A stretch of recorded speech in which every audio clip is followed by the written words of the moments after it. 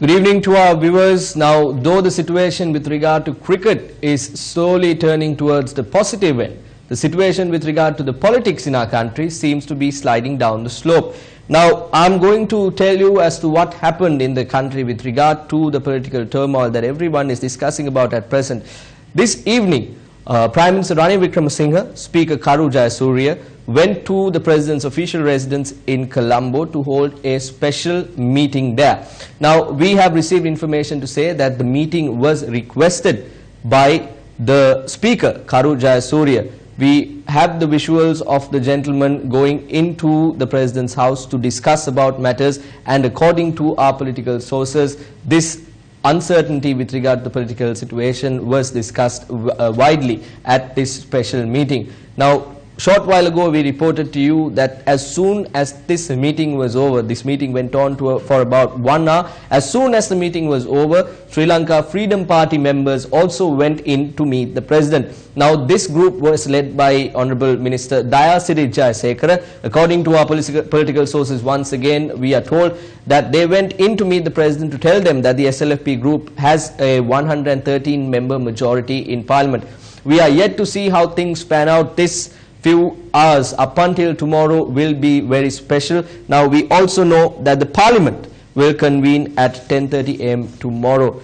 Whatever is happening will be reflected at the parliamentary session tomorrow as well. Now, moving on, another interesting development took place this afternoon. State Minister Palitha Range Bandara says he is deeply saddened by the United National Party's failure to recognize or appreciate the victories he has won for the party amid many sacrifices.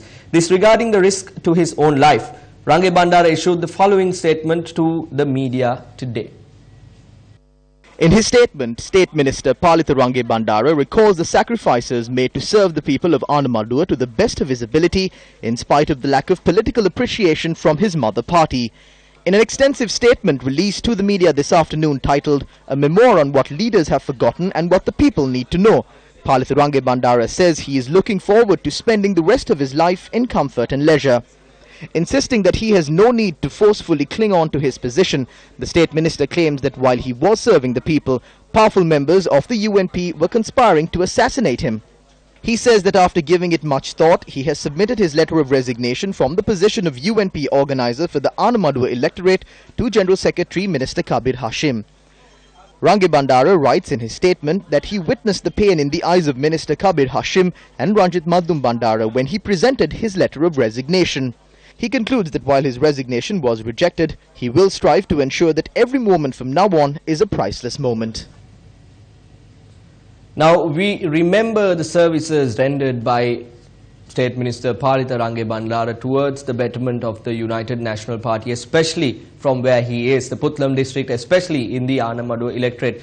He has left the service in the police department. He was a person who was commended by the IGP for 13 times. He has left all of that. He came into politics, and as State Minister Palitha Range Bandara has mentioned, he has had death threats to his life as well. Apart from all of that, he has been able to support the general public, especially the UNPers in his electorate, and go on.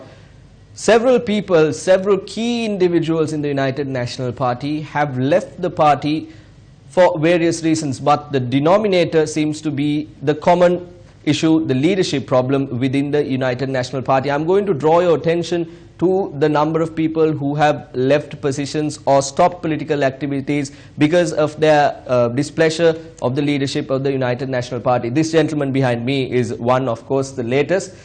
We also have Dharmadasa Bandara, Dayasiri Jayasekara, Chandrasiri Suryarachi, Earl Gunasekara, Gamini Lokuge. We have Lakshmana Abewardhana, Keheliya Rambukwella, Lakshman Seneviratna, Indika Bandara Nayaka, Johnston Fernando. The list does not stop there, it goes on.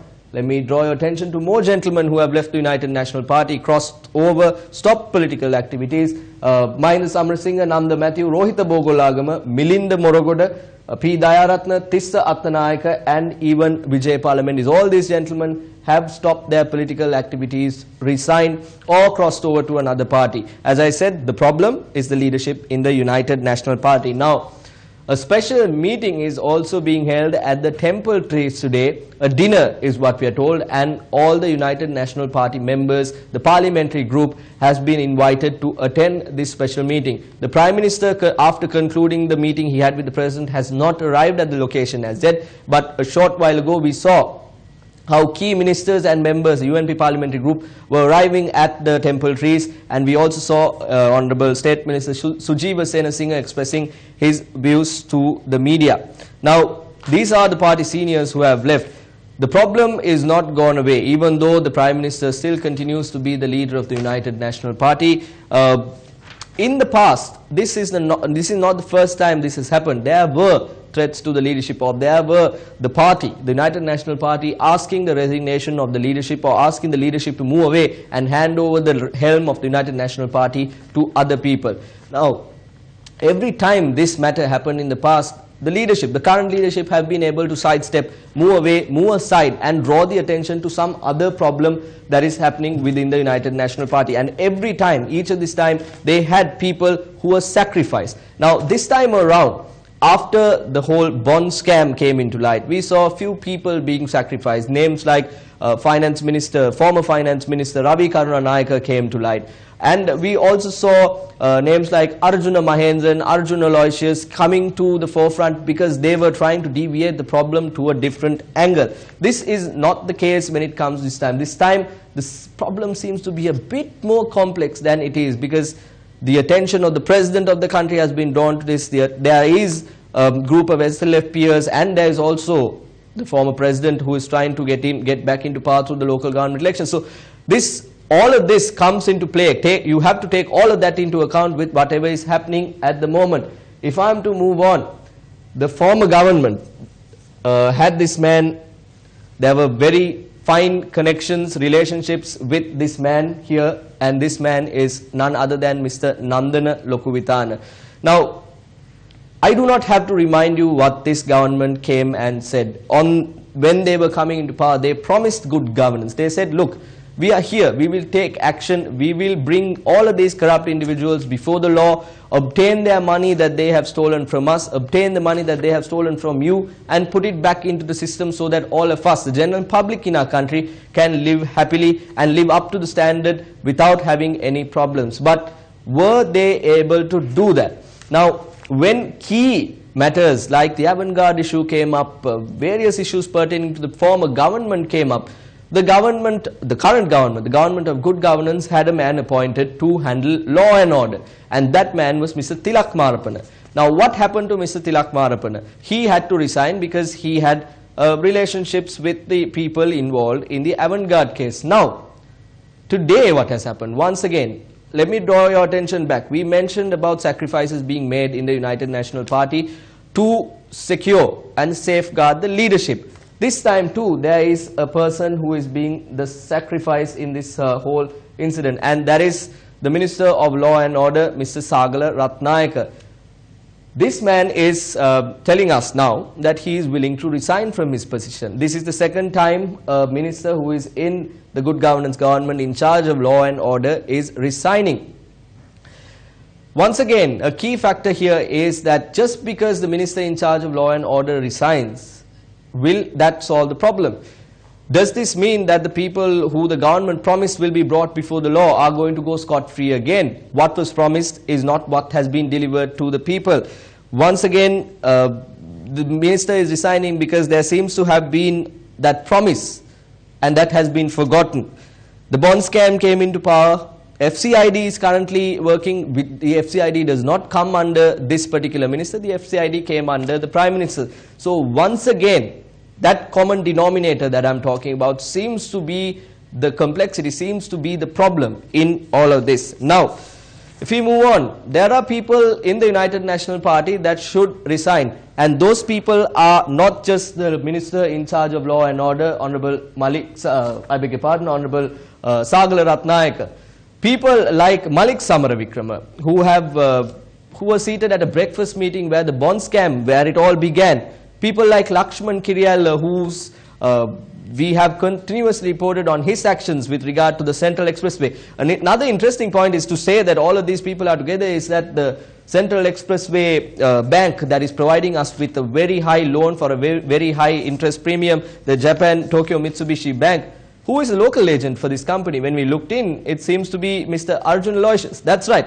The person who is currently in jail with regard to the bond scam is also the local agent for this particular deal as well. Now, we can be talking for hours and hours, but the people of the country, do they understand what is going on in this country?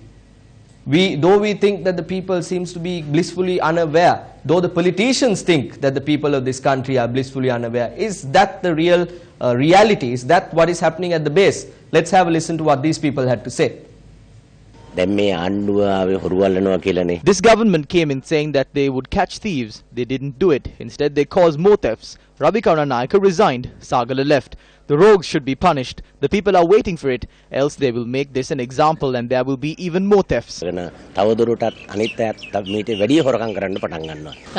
ඇහුවාම ඒකට හරි උත්තරයක් නොදී එක එක්කෙනා බිල්ලට දෙන්න නැතුව මේ ඇමතිවරු එක්කෙනෙක් දෙන්නෙක් අස් වුණා කියලා ඒකට හරි උත්තරයක් හම්බ වෙන්නේ නැහැ. Even a small child in this country knows about the theft they carried out. These people have always sustained themselves by scapegoating someone whenever a problem arises. Malik Samaravikrama is still a minister, lying and betraying everyone. Do not sacrifice various people. It is meaningless. We call on the leaders to ensure fairness and justice and to work thinking about the future of the party. What has this government done? It is like they have changed the pillow because of a headache. They have shuffled ministries. No punishments have been given. Whenever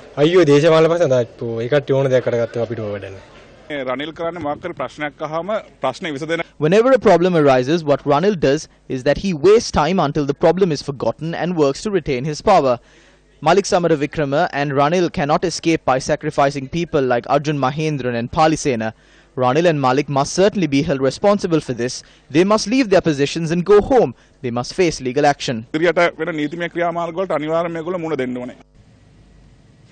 is what the people had to say. Of course, that is not the complete sentiment that has been expressed, but whatever we can show you with regard to whatever we were able to take, we have shown it to you. We can't be showing all the comments of the people for half an hour, but this is what the common sentiment or the echo of the sentiment is. But I'm not going to confuse you with the meetings that the United National Party has. Up until this political turmoil has come to the forefront, the United National Party members have been meeting continuously. If they did the same for serious problems in the country, if they were trying to do this for the betterment of the country, then we would have no problem. But as soon as their leadership was challenged, the United National Party was convened for meeting after meeting. This morning too, without no surprise, the United National Party members met at Sirikota. When they came out, this is what they had to say. If someone else wants to form a government, they should form one and show us. We have a government. We don't see a crisis.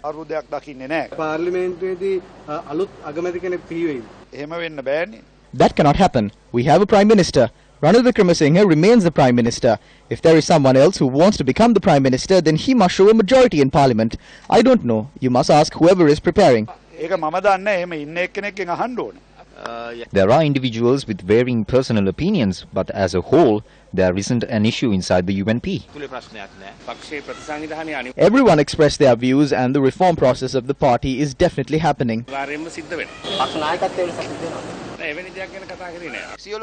Everyone requested that we heed the message of the people and create a change in all the ministries.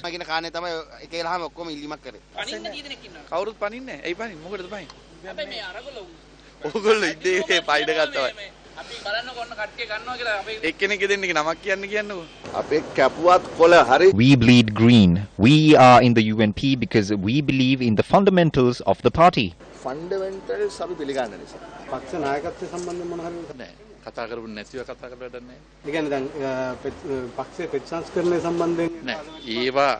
As a party, we should definitely do it, and we will. How we do it will be revealed in the future. There is no need to act under a hostile situation. This will definitely happen. We spoke to you about the situation with regard to the United National Party leadership and how every time when there was a challenge against the leadership, how people were taken to be the sacrifice and to divert the problem. And I mentioned how Arjun Aloysius was jailed. He is in remand custody right now because of this matter with regard to the bond scam. He is not the only one. Former Minister Ravi Karunanayake, Arjun Mahendran, I can go on with the list. Now, the problem here is different. Today too, when the United National Party members were brought in to the Sirikota for their special meeting, there had been an incident where they were asked to, normally when the meeting is being held, the meeting was held in a large hall. Now, according to our sources within Sirikota, they inform us that when these members were brought to the Sirikota today, they were asked to be in a committee room on the second or the third floor, on not the normal place where they have meetings. They had closed the doors from either side and they had asked to sign a letter expressing their confidence in the leadership of the United National Party.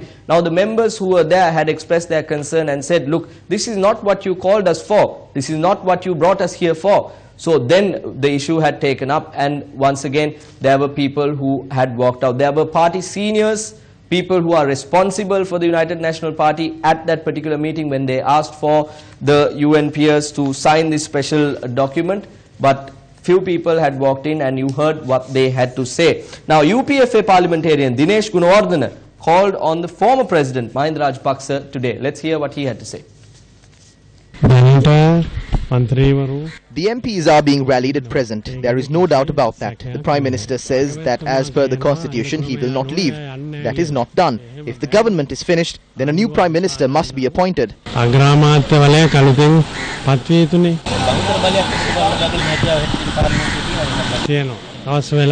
Yes, it will be shown when it is required. There are many sections which say that a Prime Minister can be removed. If the government is finished, how can the Prime Minister remain? The government was formed after the two of them got together. If that coalition is over, then how can the government continue?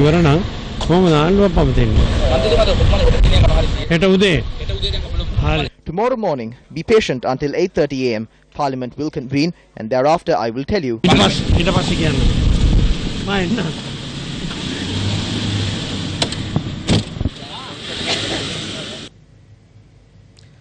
Now, with all of these resignations and people walking away from positions, this man over here resigned from his position, this man over here resigned from his position.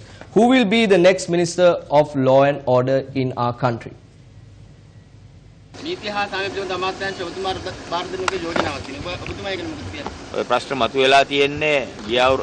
The issue has arisen because there hasn't been any action against those who had committed wrongs. If I'm vested with this responsibility, I will show results within 6 months.